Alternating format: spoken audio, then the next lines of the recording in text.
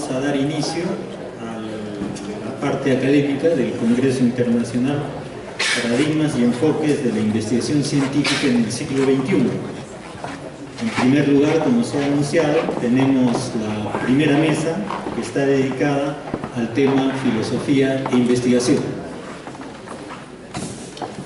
En primer lugar, tenemos al doctor Julián Flores Yaiqui.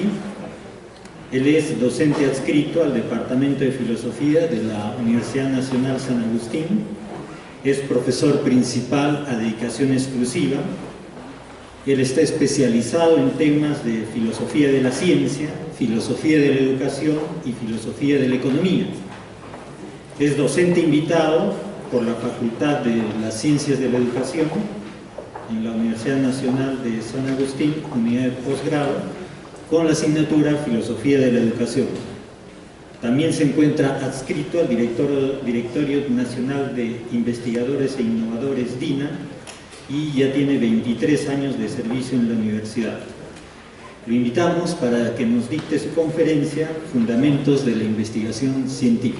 Lo recibimos con fuertes aplausos.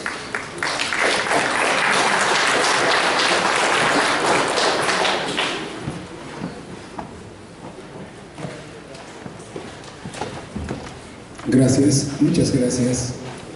Es un honor estar en esta sala académica y estar delante de tantas personalidades. Me ha informado que vienen de diversas universidades, ¿no? Pues yo creo que es el momento ahora de diálogo, de compartir ideas, ¿no? Yo provengo de las canteras de filosofía. Por lo tanto, el tema es pertinente en relación a dar las bases filosóficas sobre lo que es la investigación científica.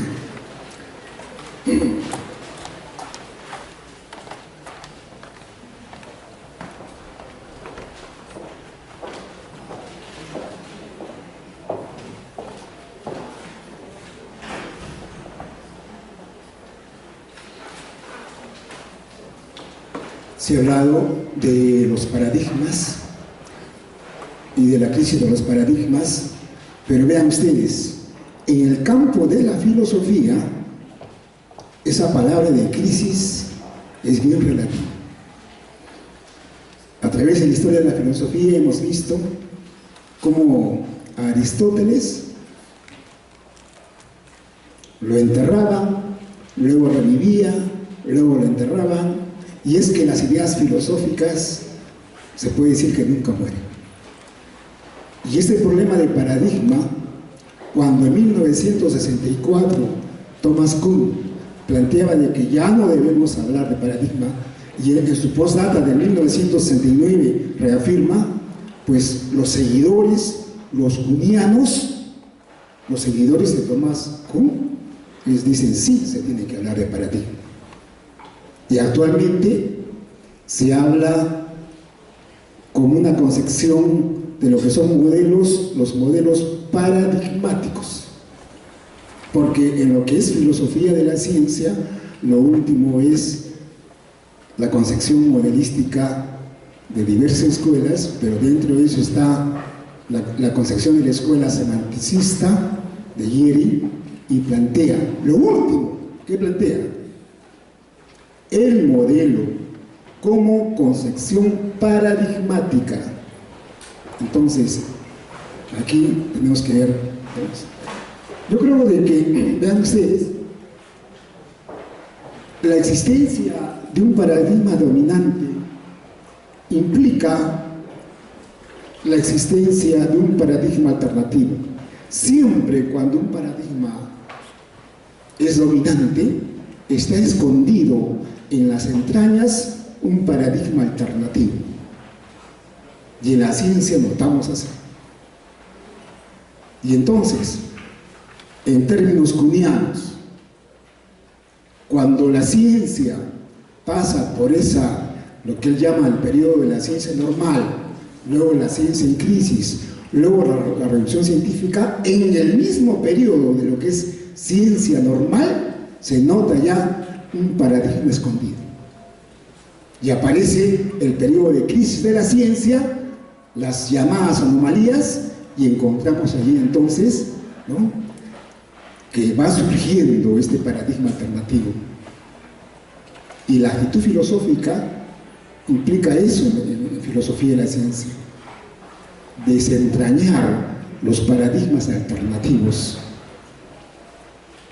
Pareciera de que estamos en un paradigma dominante donde podemos decir todo es ciencia. Ciencias básicas, ciencias aplicadas, todo es ciencia, porque la ciencia está en el pedestal, porque la ciencia está en la categoría de Dios, y entonces tenemos ese paradigma. Y no somos francos, y ahí encontramos de que no sabemos distinguir que hay diferentes tipos de investigación y que la ciencia es uno de los cuantos saberes y que el saber está encima de la ciencia y que hay saberes que no corresponden a la ciencia. Por ejemplo, el arte no es ciencia, pero es un saber. Para mí, la tecnología, la religión, otro saber, pero no es ciencia. Y entonces, ¿cuál es el problema acá? Ciencias básicas, ciencias aplicadas. ¿Qué se esconde aquí? Es uno de los objetivos que voy a tratar de desentrañar en la presente ponencia.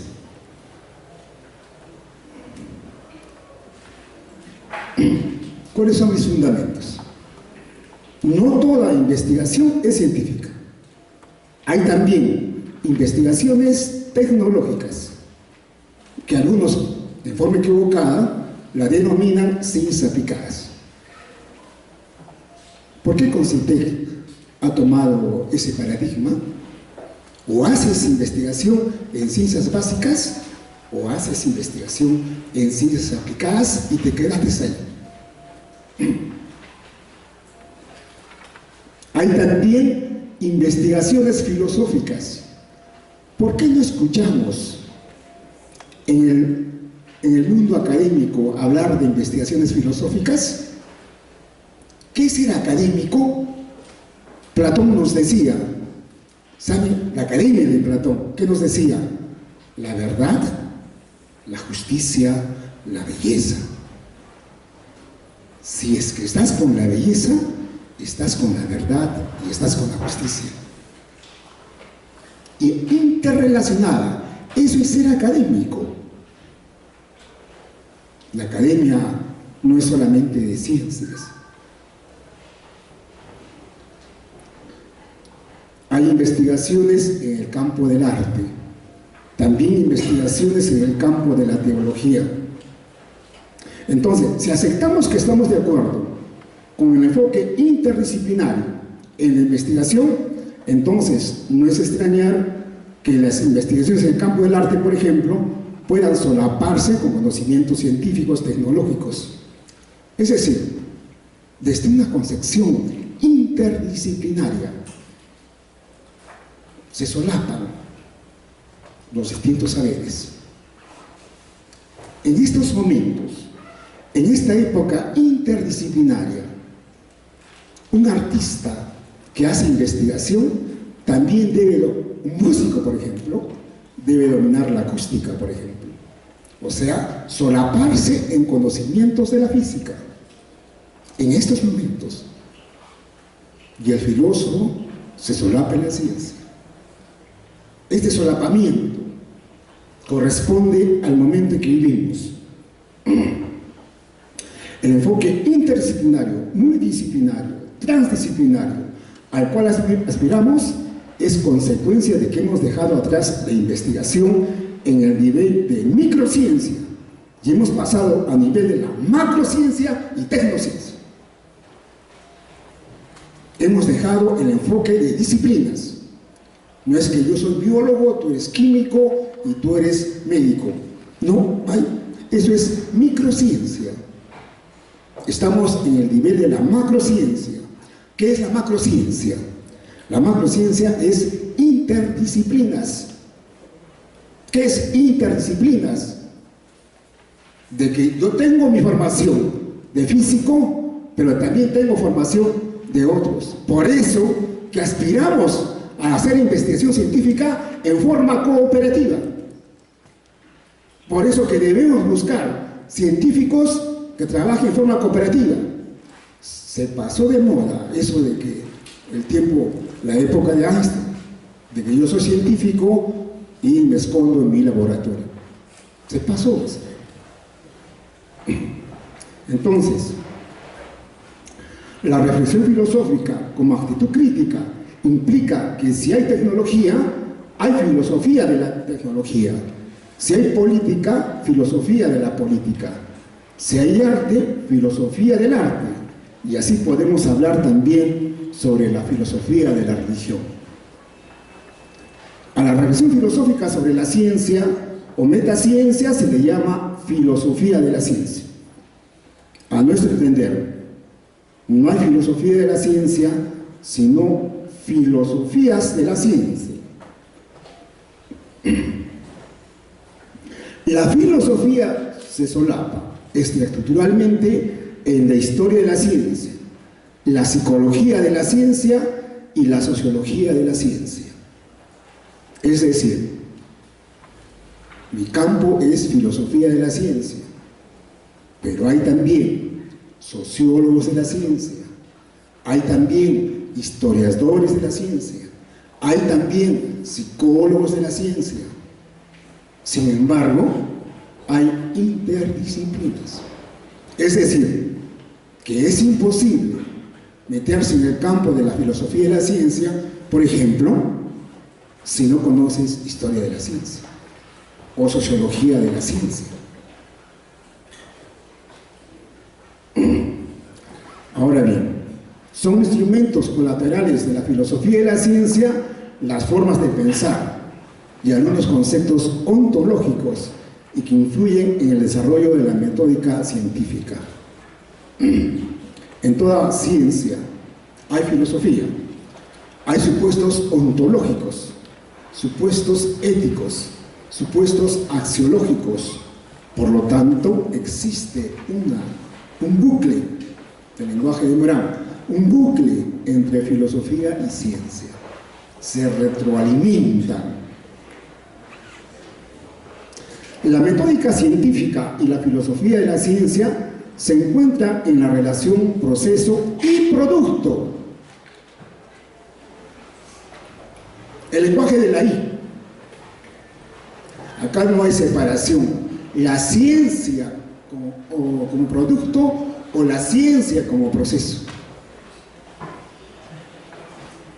Yo hablo de la ciencia como proceso y como producto. Por lo tanto, mi lenguaje es de conjunción. La conjunción es necesaria. El que la niegue defiende una corriente epistemológica. Tiene todo el derecho de defender, de separar, de usar la lógica de la O, de decir, hay unos que se dedican al producto, como producto, y hay otros que se dedican la parte del proceso. Las relaciones e interrelaciones entre teoría del conocimiento, filosofía de la ciencia y metodología científica se hacen necesarias. Nuevamente, la I. Es imposible ser un metólogo si no sabes epistemología. Y eso está pasando. ¿Puede haber profesores de metodología científica sin saber epistemología? Eso está pasando. Y entonces, ¿qué hace el profesor de metodología? Repite, aplica el librito de metodología. No sabe qué subyace en los conocimientos de esta metodología. Es decir, la gnoseología, la epistemología y la metodología están bajo la conjunción de la E.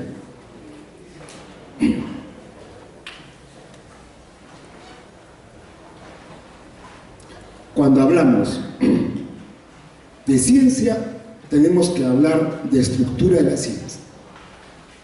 Tenemos que hablar de conceptos científicos, no de cualquier concepto. Es mi posición. Porque acá meten gato por liebre. Conceptos científicos, hipótesis científicas, leyes científicas, explicación científica, teorías científicas, modelos científicos. ¿Por qué?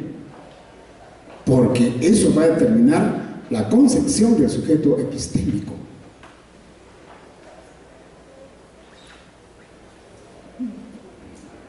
Por ejemplo, si decimos, si afirmamos que el problema determina al tipo de método científico, habrá varios métodos científicos. Ya no seremos mono, seremos pluri, aceptaremos pluri, y la mayoría somos monos. Tenemos la plantilla de investigación científica y todo el mundo nos ajustamos a esa plantilla de investigación científica y decimos, comenzamos con el problema científico. ¿Cuál es el problema? Y luego seguimos y tenemos así la plantilla. Y todo aquel que no se ajusta a esa plantilla le dicen, ¿qué pasa en pregrado? ¿Qué le dicen los estudiantes? Has formulado mal tu proyecto.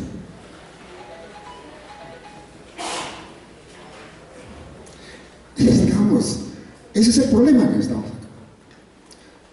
Después va a venir la polémica, me estaría polemizar con aquellos que consideren de otra cosa. Entonces,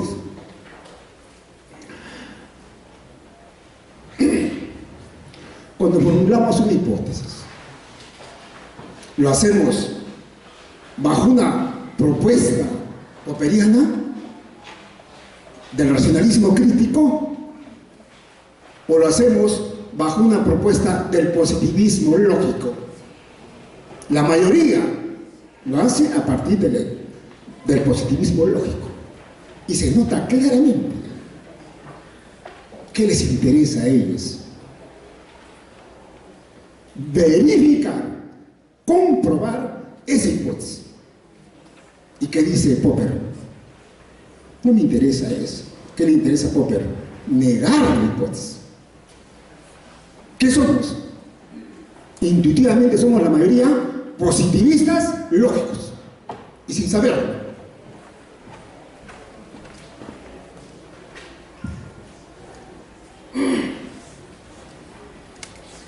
Es importante siempre tener en cuenta la habilidad contextual y la flexibilidad. Por lo tanto, es diferente la investigación científica cuando la ciencia es normal, cuando la ciencia está en crisis y cuando hay revoluciones científicas. Para mí, por la cantidad de publicaciones, de artículos indexados, parece que estamos en el paradigma de la ciencia normal. La comunidad científica está siendo más flexible con los estudios que deben ser considerados científicos. El paradigma de ciencia está cambiando. Ahora se habla de ciencia aplicada, donde lo más importante es resolver problemas. Estas tecnologías se notan, por ejemplo, en el campo social, en las llamadas investigaciones cualitativas. ¿Y por qué? ¿Por qué el paradigma de las ciencias aplicadas? Y ustedes lo saben. ¿Por qué? ¿Por quién estamos siendo gobernados? Por los tecnócratas. Por los tecnócratas. No por los científicos, sino por los tecnócratas. ¿Y qué le conviene a los tecnócratas? Las ciencias aplicadas. Y creen ellos, en forma ingenua, creen. Dicen, no, aquí lo importante, vamos a resolver los problemas sociales. ¿Ustedes creen que los tecnócratas van a resolver los problemas sociales? Un tecnólogo, un ingeniero social, ¿qué es lo que va a hacer? Va a tratar de buscar alivios. La respuesta no es del tecnólogo, es del científico. Y el científico se va a la esencia, no a mejorar, se va a la esencia. Después vamos a hablar qué es la esencia.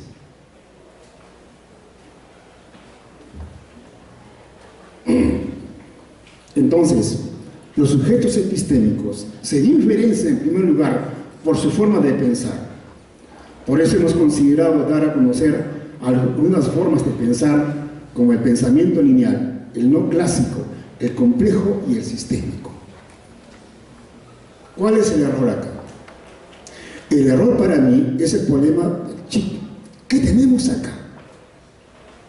¿Con qué pensamos? ¿Cuál es nuestra forma de pensar? Nuestra forma de pensar es lineal, es complejo, es sistémico.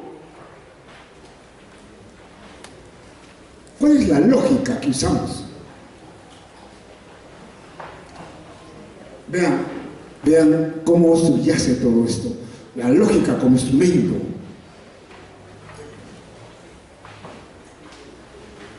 La lógica clásica, la lógica simbólica, la lógica matemática, los aportes de Boole, las leyes de Morgan, son necesarias. La revolución de Freire, son necesarias. Los aportes de Hilbert, de Tarski. Es decir, ¿se puede hacer investigación sin tener el instrumento de la lógica? No. No. Si no caes en un dogmatismo. Pero ¿cuál es tu lógica? Es que no hay lógica, sino lógicas.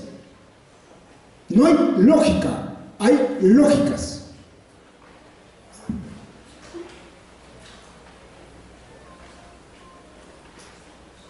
Y ahí tenemos el pensamiento lineal. El principio de la lógica clásica tiene un papel importante en lo que llamamos el principio lineal. Así, el principio de la no contradicción, ¿no? Una proposición A no puede ser al mismo tiempo no A. Y el principio polémico del tercer excluido. Una proposición o es verdadera o es falsa. No cabe una tercera posibilidad. A la última la llamamos el pensamiento de la O. El pensamiento de la I incluye a la O. La realidad no es blanca o negra, es de muchos matices de colores, incluyendo al blanco y al negro. Si estudiamos la realidad y decimos o es blanco, o es negro, o es gris, al menos, si decimos o es blanco o es negro, ¿cuál es el principio lógico que estamos defendiendo ahí? El tercero excluido. Debemos botar a la basura el tercero excluido. Porque o es blanco o es negro, salen los grises. La lógica no clásica. Y luego salen los colores. Y la realidad es de multicolores. Entran en crisis el principio de la no contradicción y el principio del tercer excluido. Podemos entrar en polémica. A nuestro entender, el pensamiento lineal nos limita, por lo que es necesario buscar otras alternativas como las lógicas no clásicas. Las lógicas no clásicas. Hay varias formas de entender a las lógicas no clásicas. Es la lógica de las lógicas. Las lógicas clásicas no tienen que ver nada con las lógicas no clásicas. Las lógicas no clásicas son extensión de las lógicas clásicas. Las lógicas no clásicas, ¿y cuál es su relación con el pensamiento complejo? Para mí, planteo que las lógicas no clásicas es una extensión de las lógicas clásicas. Podemos entrar en polémica. ¿Qué es lo que se busca acá? Sobre las categorías de orden y desorden. Porque desde el punto de vista de las lógicas no clásicas se dan cuenta que esta lógica clásica es una diosa eterna. Si es verdad para siempre. La lógica clásica. De no considerar la multiplicidad de verdades, que es diferente a que cualquier verdad me da lo mismo. Y ahora viene la carne. Solo hay una manera de pensar, solo hay una manera de hablar. ¿Por qué la lógica lineal? ¿Por qué la imposición de la lógica lineal? Del pensamiento lineal. ¿Saben por qué? Porque en esta época de la globalización, lo que se quiere imponer es el pensamiento único. Mi posición. Podemos discutir.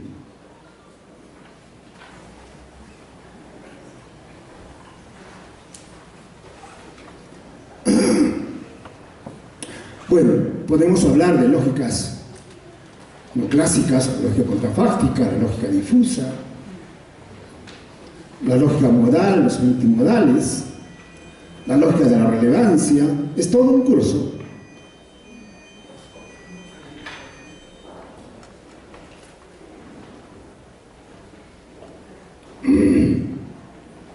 Hay que tener mucho cuidado con el pensamiento lineal.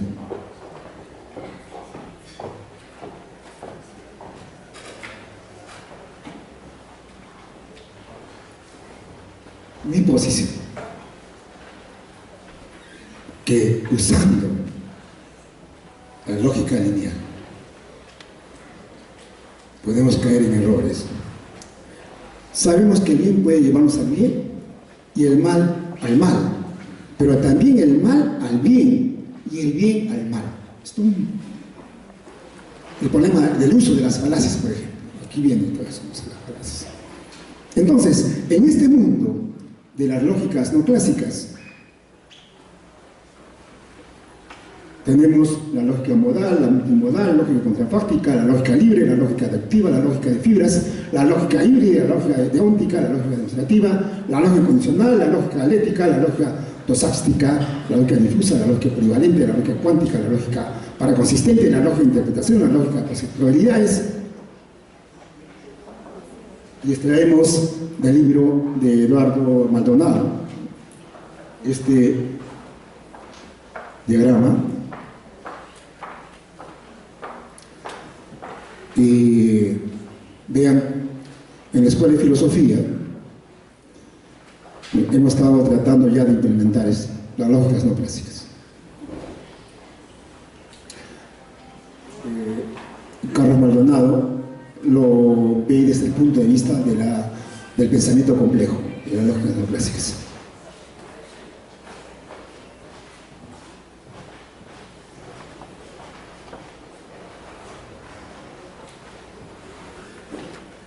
Una tercera forma de pensar es el pensamiento complejo. El pensamiento complejo es el pensamiento de la I, de los bucles, de la unidad y la diversidad. Y ahí encontramos habilidades, las habilidades del pensamiento, y que está haciendo furor en el campo educativo.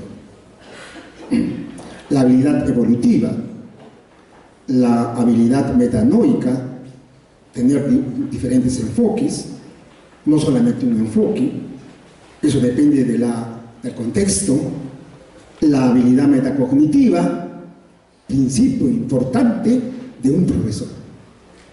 La habilidad metacognitiva debe ser autorreflexiva, se debe buscar siempre el mejoramiento continuo, ¿no? El desarrollo humano, la habilidad dialógica, también en el campo de la educación, muy importante, la complementación de los contrarios, generar procesos creativos e innovadores. Sabemos que el futuro, las competencias del siglo XXI, de lo que estamos seguros, que en el siglo XXI deben ser seres, personas humanas creativas. Formar personas humanas creativas. ¿Y qué implica la creatividad? Pensamiento libre. Creatividad es pensamiento libre. El niño nace con esa posibilidad, pero ¿qué hace la escuela? Lo mata.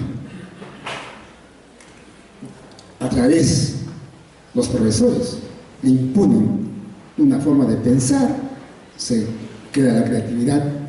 Vean, en una sociedad del conocimiento, donde lo más importante no es producir bienes y servicios, lo más importante es crear para mejorar esos bienes y servicios, necesitamos alumnos creativos, formar creativos. Y para eso tienen que ser libres. Y la creatividad, ¿qué implica la creatividad? Emprendimiento.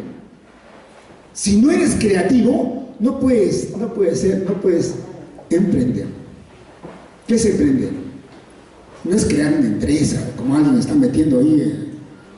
Crear una empresa es emprendimiento. Sacan festival de emprendimientos a empresarios, pequeños empresarios, microempresarios, cuando saben que de 10 empresarios, 8 empresarios, microempresarios, se van de quiebra. No, ese ser empresario, eso no es. Emprendimiento, ¿saben qué es? Es saber caer en error. Y resurgir de ese error. Y para eso tienes que ser libre, no temer al error. Nos han puesto de que, no hables, porque si hablo voy a hablar de cualquier cosa, mejor me callo. Ese es el problema que me está pasando. Entonces, vean ustedes,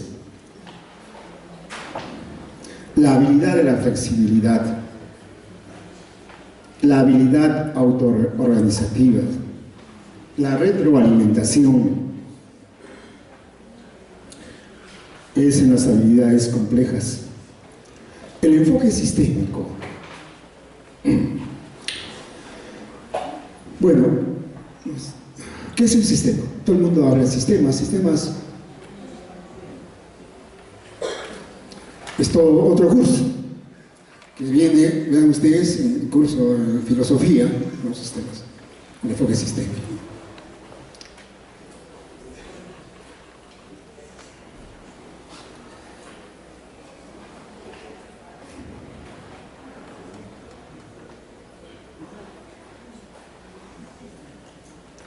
Acá tengo el símbolo del enfoque sistémico, es Bunge. Pero ¿qué dice Bunge? Dice, en su libro Buscar la filosofía en las ciencias sociales, dice: no adopto la definición estándar del sistema como un conjunto de elementos interrelacionados, porque los conjuntos son conceptos, en tanto algunos sistemas, como los sociales, son concretos. ¿Cuál es la diferencia entre el hecho y el constructo? El concepto es un constructo, pero muchos lo voltean. Los hermenéuticos, a partir de Dilthey lo voltean. Y entonces, ¿qué dicen? Podemos construir hechos. Durkheim, en sociología.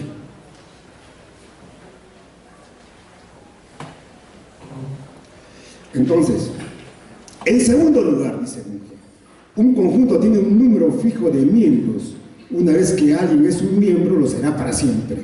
En tanto que la composición de un sistema completo puede cambiar con el tiempo. El sistema en relación al tiempo. Y eso es lo importante en Bunge.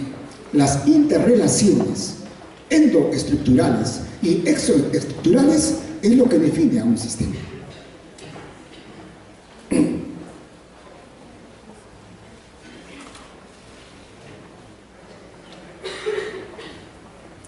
Entonces tenemos ahí, ¿no?, partes, entorno y estructura.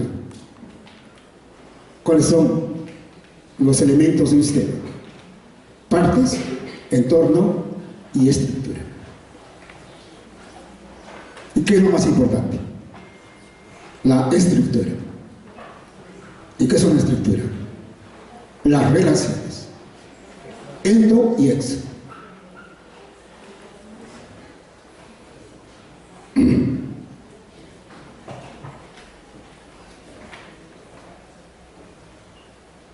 Y estas relaciones pueden ser de parte a todo, puede ser estructura-agencia, ¿no?, puede ser parte, todo, parte, puede ser todo, parte, todo. Y eso, vean, entonces, todo lo importante en el enfoque sistémico, las estructuras. Muy bien, esa es la parte lógica. La parte para conocer la realidad, porque la investigación tiene que ver bastante con la realidad, ¿cierto?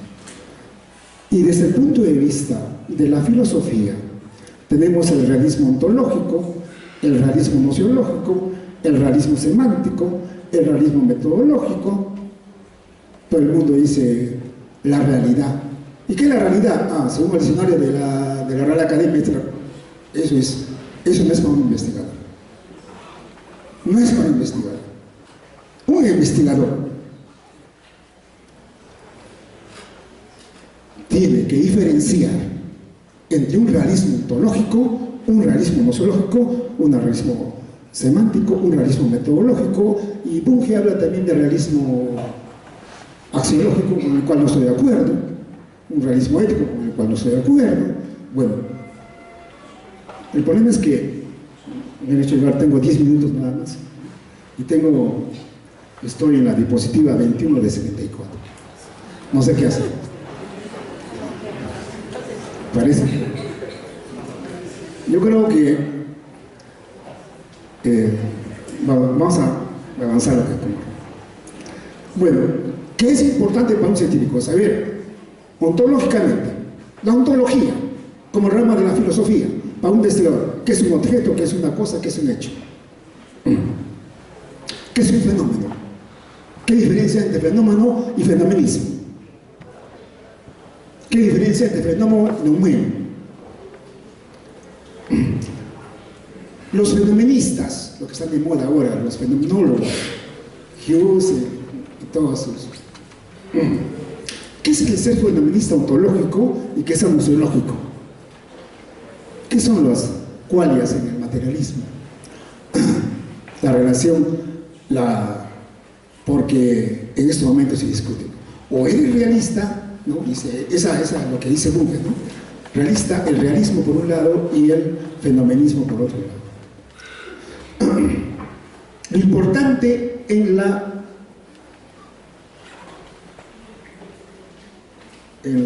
investigación, la causalidad y el azar.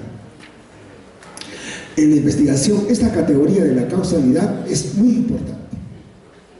¿Quiénes se dedican al estudio de la causalidad? Los filósofos. Sino el azar. ¿Qué es el azar? ¿Qué es la casualidad? ¿Qué relación hay entre causalidad y casualidad? Los filósofos. La causalidad. ¿Cuántos tipos de causalidad? El azar. ¿Cuántos tipos de azar? Primera clase de azar, encuentro causal. Segunda clase de azar, el desorden. Tercera clase de azar, el evento espontáneo. En la biología, por ejemplo, encontramos esta forma de azar. El problema de las mutaciones. Otra categoría filosófica, ontológica, el ficcionismo. Juega un papel importante en la ciencia, el ficcionismo.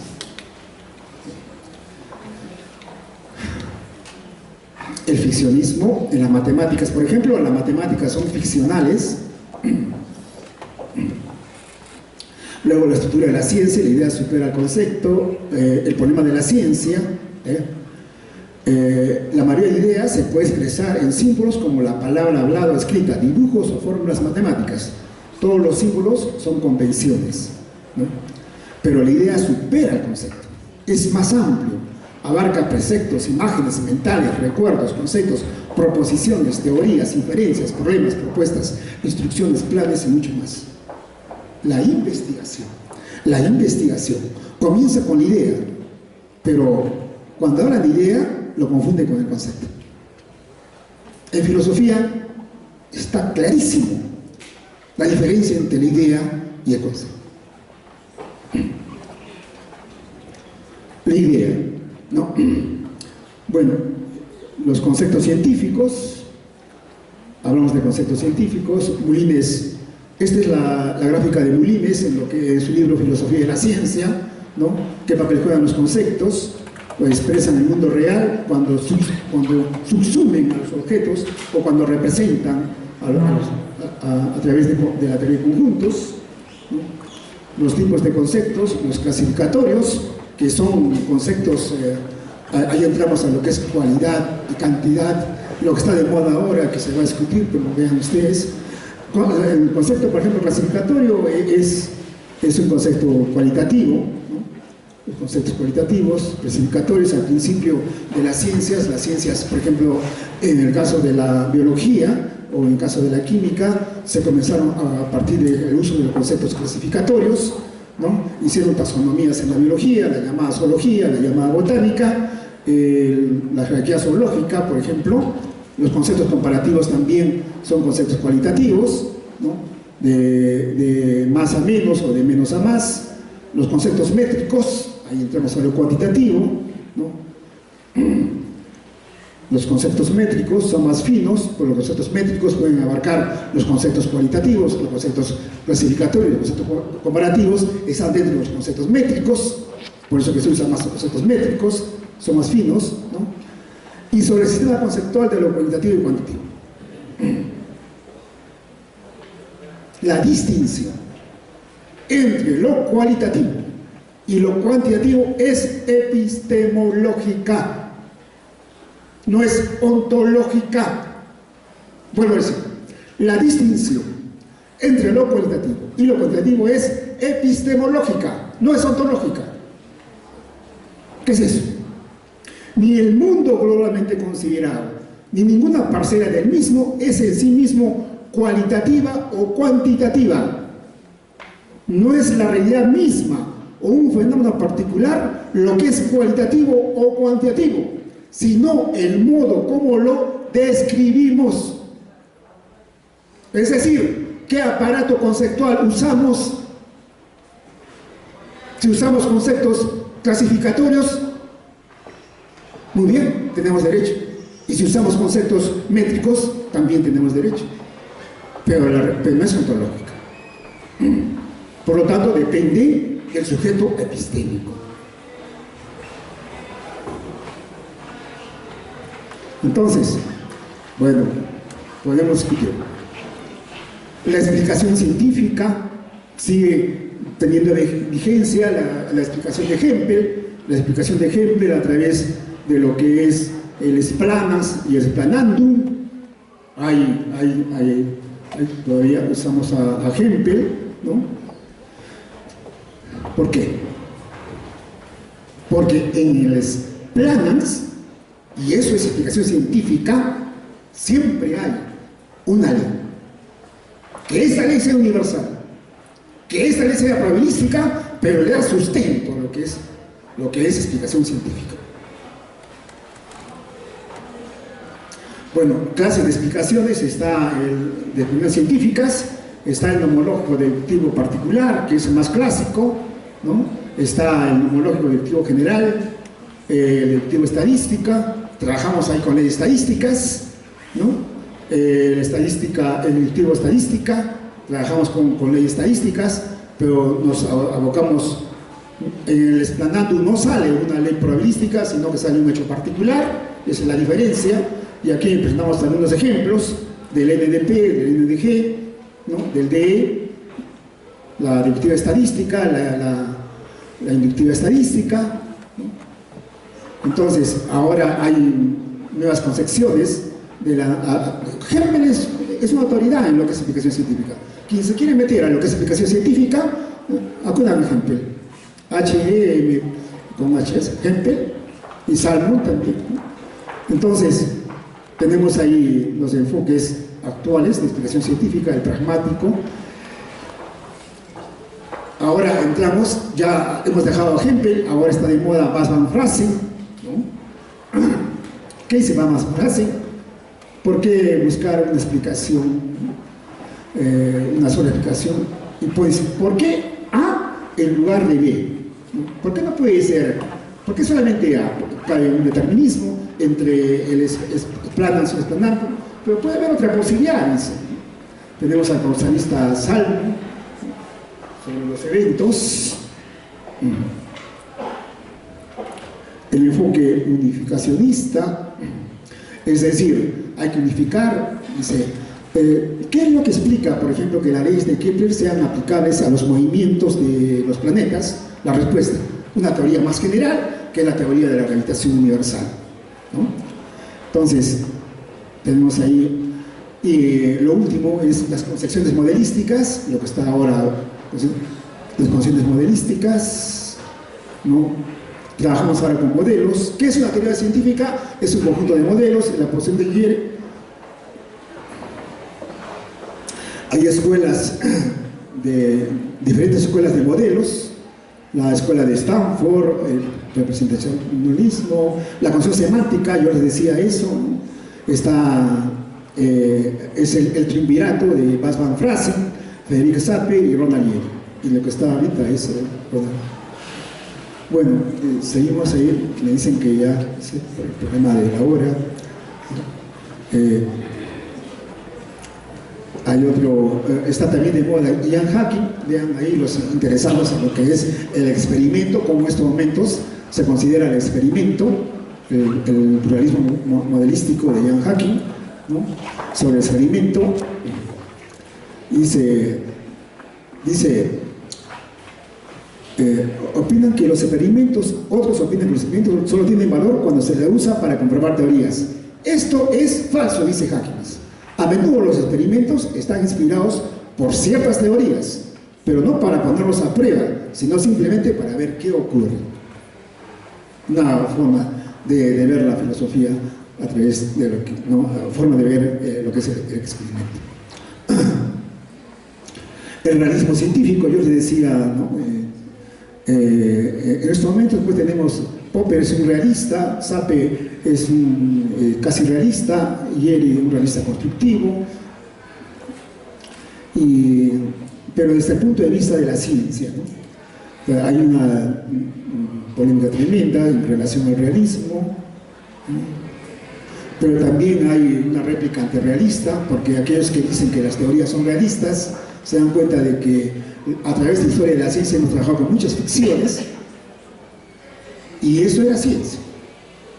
Los epiciclos de la teoría geocéntrica, ficción. El flogisto, ficción. La teoría calórica, ficción. Pero ¿quién decía que era ciencia? La comunidad científica.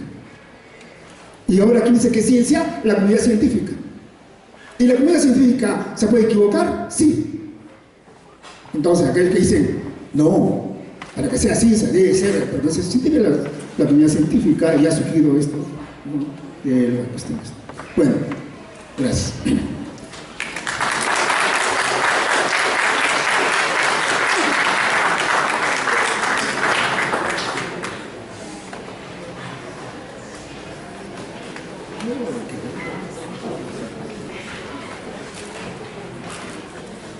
Agradecemos al doctor Julián Flores por su conferencia sobre los fundamentos de la investigación científica. Vamos a enriquecer más la conferencia con las preguntas que ustedes puedan formular. Aquel que quiere intervenir puede levantar la mano y plantear su pregunta. A ver, una pregunta por aquí.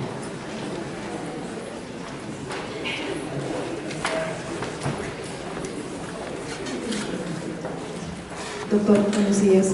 Quisiera, por favor, que nos explique la definición entre concepto e ideas en específico. Gracias.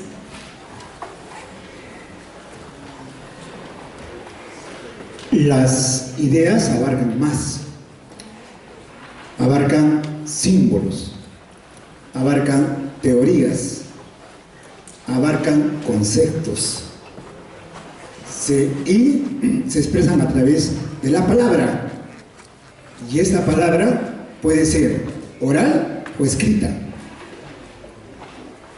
Entonces, una parte de la idea, una forma de idea es el concepto, es el concepto, pero el concepto no es idea, abarca más, abarca representaciones. Y en el caso del concepto científico, ¿no?, tiene su propia estructura de lo que es el concepto científico. El concepto científico no es el principio de la investigación, es el final de la investigación. Gorski y Tavans, libro Lógica. Gorski y Tavans en su libro Lógica, ¿qué dicen? Porque creemos que partimos con los conceptos, pero estos conceptos han sido productos de una investigación. Por lo tanto, los conceptos son el final de la investigación, bajo la lógica de Gorski y Tavans. ¿Alguna otra pregunta? La señora de derecha.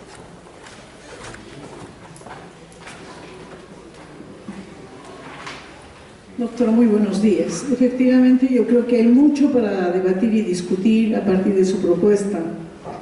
Sin embargo, nos gustaría, particularmente a mí, señalar dónde radica la importancia de la filosofía en una investigación.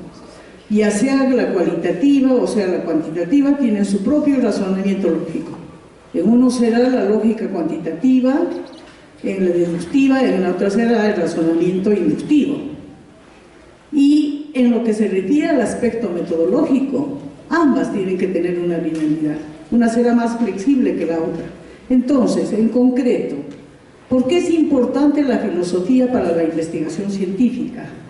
Y en segundo lugar, usted ha abordado lo que al parecer muchos desconocen y no se inclinan por la dimensión política de la investigación científica. Recordemos que, a lo que usted hacía mención, la teoría de sistemas, estamos hablando desde la Segunda Guerra Mundial. Positivismo lógico, en esencia. La teoría de la complejidad en la actualidad, la convergencia, el holismo, toma como base la teoría de sistemas. Entonces, quiero escucharlo respecto a esa dimensión política de la investigación científica. La ecología de saberes de Boaventura de Sousa, etc., usted ha señalado, efectivamente no son ciencias, no es ciencia, pero es una ecología de saberes que permite planetariamente, como expresión de esa dimensión política, se va construyendo una teoría alternativa al eurocentrismo que usted lo ha puesto en su primera PowerPoint, ¿no? Entonces, nos gustaría escuchar esa parte suya. Muchas gracias. Bien, tenemos aquí tres concepciones: la concepción individualista, la concepción holística y la sistémica. Para muchos, Weber, por ejemplo, individualista. Muchos que se consideran que hacen investigación cualitativa tienen ese enfoque, el enfoque individualista. Toda la economía neoclásica de 1870, toda la teoría de la utilidad marginal, subjetivista, individualista. Por eso que entra en crisis. Pero frente a eso está la concepción holística. Todo es sociedad, la verdad es sociedad. ¿Cuál es el enfoque sistémico? Ni individualismo, ni holismo, sino relaciones. entre el sujeto y la sociedad, relaciones. Por eso cuando hablamos del sistema yo le decía relaciones. Ahora bien, ¿qué tiene que ver la filosofía? La filosofía tiene que ver en todo, pero en la ciencia, una de las ramas es la filosofía de la ciencia o epistemología. Y la epistemología se va dividiendo, se va clasificando, o filosofía de la ciencia, en filosofía de las ciencias sociales. La reflexión sobre las ciencias sociales a través de las filosofías sociales. Filosofía de las ciencias naturales. Filosofía de las ciencias formales. Y luego se sigue clasificándose a nivel de la filosofía de ciencias sociales. Filosofía de la economía. Es uno de los campos que me apasiona. Y dentro de la filosofía de la economía, filosofía de pensadores, de economistas. Por ejemplo, Keynes. Me interesa Keynes. El neo-keynesianismo me interesa bastante. Filosofía de la educación. Y en el campo de las ciencias naturales, filosofía de la biología, filosofía de la química, etc., etc. Filosofía de los formales, filosofía de matemáticas. La filosofía está. ¿Por qué? Porque la filosofía, ¿no?, tiene supuestos ontológicos, supuestos éticos. Y entonces hablamos de la lógica de la ciencia, de la ética de la ciencia, de la axiología de la ciencia. Porque ya hemos dicho la parte primera, la lógica de la ciencia. Por ejemplo, el problema de las proposiciones, por ejemplo. ¿Qué es una teoría científica? La teoría científica, por ejemplo, en relación a una teoría científica sincrónica o diacrónica. Si hablamos de teoría científica, hablamos de dos teorías científicas. La sincrónica, que usa el análisis lingüístico, y la diacrónica, que no lo usa. Y ahora superada por la concepción modelística. Y eso es filosofía, eso es epistemología. Yo no sé qué idea tienen sobre filosofía. Filosofía es la actitud crítica. Pero, ¿cómo vas a hacer filosofía si no sabes el saber, ese saber? ¿Cómo vas a hacer filosofía de la economía si no sabes economía? No puedes hacer. ¿O cómo hacer filosofía de educación si no eres educador? Ese es el problema de la filosofía. Que la filosofía supera a la ciencia. Que se profundiza, en el sentido que se profundiza más. ¿No? Entonces, las ramas de la filosofía están también en relación con la ciencia.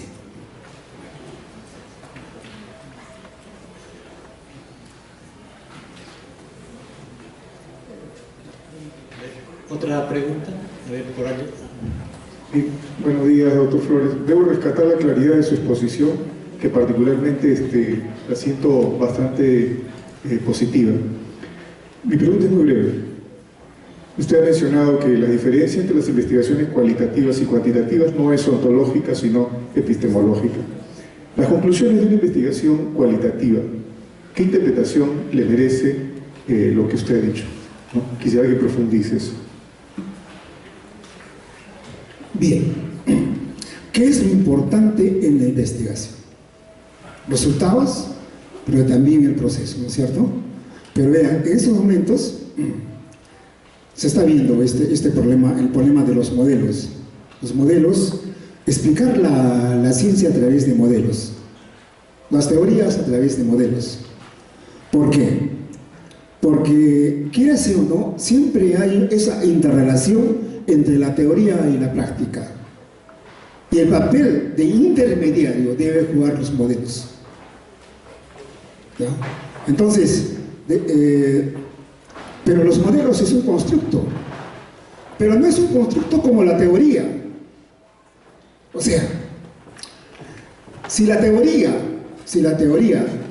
es la naranja, decía Duriz, vino acá en el último congreso de filosofía y tecnología, vino, o sea, si la teoría es la naranja Y la práctica, en la mandarina, los modelos, es lo híbrido, que unes, que relacionas entre las tres. Y es lo que se quiere acá, ¿no? Hacer esta relación. Pero, ¿se puede decir entonces que el modelo es un constructo puro? No, no lo es. No es un constructo puro. La teoría se puede decir que sí, pero el modelo no. Pero te sirve el modelo. Te sirve desde el punto de vista analógico, como similar, conceptos analógicos. Te pueden servir. Te puede servir el modelo como ejemplo. Yo les decía, por ejemplo, el caso de los paradigmas. Los modelos paradigmáticos como paradigmas. ¿Te sirven para qué? Para explicar. La explicación es importante, ¿no? Entonces, está jugando un papel muy importante el problema de los modelos. Está en discusiones, pero es indudable que hay una diferencia entre lo ontológico y lo epistemológico. Lo ontológico es esto. Esto es ontológico. Y lo epistemológico es el conocimiento que tengo sobre esto. Y en esa forma de conocimiento que tengo sobre esto puede variar. Se tiene el derecho de variar. ¿Cómo varías? Si eres un positivista lógico, si eres un popperiano, si eres un kuhniano, si eres seguidor de las últimas corrientes, o sea, de acuerdo a tu epistemología. Pero si no sabes epistemología, ¿sabes dónde te vas a quedar? En el positivismo lógico. 100% de seguridad en el positivismo lógico. ¿Qué vas a querer? ¿Cuáles son las reglas del positivismo lógico? Bueno, es otro tema, ¿no? ¿Qué es el positivismo lógico? Una última pregunta, había por allá el profesor. Micro.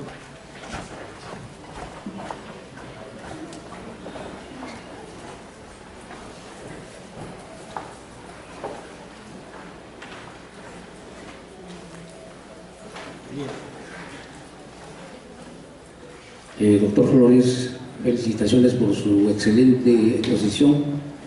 La pregunta es, en ciencias económicas, generalmente hacemos una investigación desde el punto de vista del método hipotético deductivo. Partimos de una teoría, planteamos la hipótesis y llegamos a un caso práctico. Pero en ese interín siempre utilizamos modelos matemáticos, modelos econométricos, y ahí planteamos las variables, variables con variables endógenas y las variables exógenas.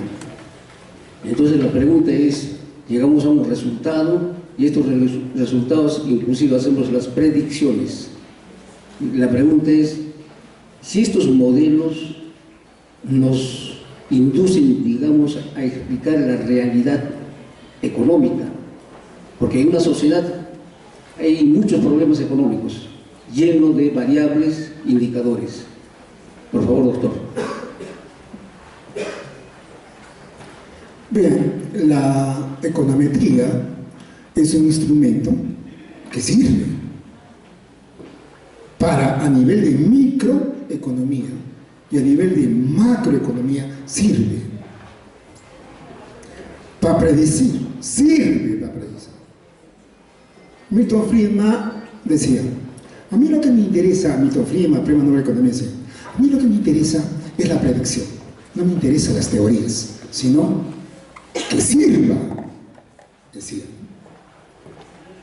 Vean, puede haber, uno puede hacer, la pregunta es, ¿puedes hacer